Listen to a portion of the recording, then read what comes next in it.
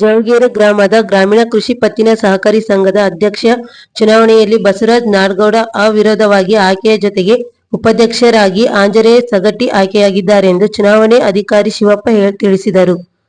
ಈ ವೇಳೆ ಎಂ. ದೊಡ್ಡಬಸವರಾಜ್, ಚಂದ್ರಭೂಪಾಲ್ ನಾಡಗೌಡ, ಸಂಘದ ಸಿಒ ಶರಣಗೌಡ ಪಾಟೀಲ್, ಸಿಬ್ಬಂದಿಗಳಾದ ಬಸನಗೌಡ, ಎಂ. ಸುರೇಶ್, ಮಲ್ಲಿಕಾರ್ಜುನ ರೆಡ್ಡಿ, ಅಮರೇಶ್ ಹಾಗೂ ಮುಖಂಡರಾದ ಚಂದ್ರಶೇಖರ್ ಜವಳಗೆರೆ ಇದ್ದರು.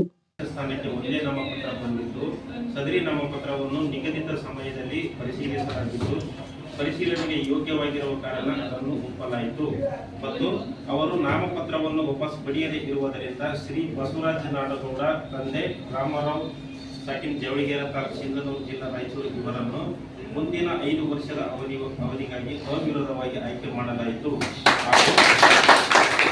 ಹಾಗೂ ಸಭೆಯಲ್ಲಿ ಆಧಾರಿತ ಎಲ್ಲ ಸದಸ್ಯರು ಬಹುಮತದಿಂದ ಒಪ್ಪಿಟ್ಟು ಪಾಸ್ ಮಾಡಲಾಯಿತು.